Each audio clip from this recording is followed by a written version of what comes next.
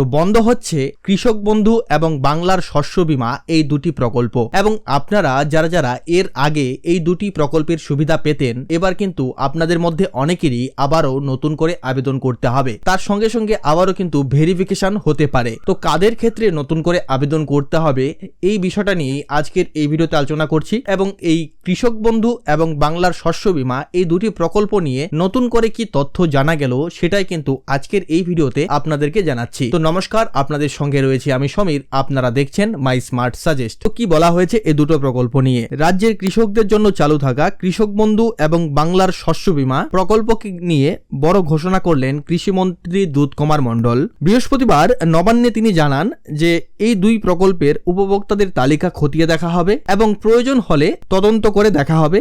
একই সঙ্গে অনেক কৃষকের আবার নতুন করে আবেদন করতে হবে। মন্ত্রী বলেন যে অন্নপূর্ণা যোজনার সুবিধা পেতে লক্ষ্মীর ভাণ্ডারের উপভোক্তাদের আলাদা ফর্ম জমা দিতে হচ্ছে, তেমনি কৃষকদেরও কেন্দ্রীয় প্রকল্পের সুবিধা পেতে নতুন করে আবেদন করতে হতে পারে। তার দাবি, বর্তমানে কৃষক বন্ধু প্রকল্পের তালিকায় বহু ভুয়ো নাম থাকার সম্ভাবনা রয়েছে এবং তাই পুরো তালিকা পুনরায় যাচাই করে প্রকৃত উপভোক্তাদের চিহ্নিত করা হবে। তো সরকারের যে পরিকল্পনা রয়েছে সেই পরিকল্পনা অনুযায়ী পুরনো যে প্রকল্পটি ছিল কৃষক বন্ধু এবং বাংলার শস্য বীমা, এই দুটো প্রকল্প বন্ধ হয়ে কেন্দ্রীয় যে প্রকল্প রয়েছে পিএম কিষাণ সম্মান নিধি এবং প্রধানমন্ত্রী ফসল বীমা যোজনা, এই দুটো প্রকল্পের অন্তর্ভুক্ত করা হবে। তবে যারা ইতিমধ্যেই পিএম কিষাণ সম্মান নিধির টাকা পাচ্ছেন তাদের আর নতুন করে আবেদন করার দরকার নেই। যারা এর আগে শুধুমাত্র কৃষক বন্ধুর টাকা পেতেন তাদের ক্ষেত্রে আবার নতুন করে আবেদন করতে হবে। কৃষক বন্ধু প্রকল্পের উপভোক্তাদের তালিকা নিয়ে তদন্তের কথাও জানিয়েছেন তিনি। তার মতে তালিকায় অনিয়ম ও ভুয়ো নাম থাকার অভিযোগ রয়েছে, তাই পূর্ণাঙ্গ যাচাই বাছাই করা হবে।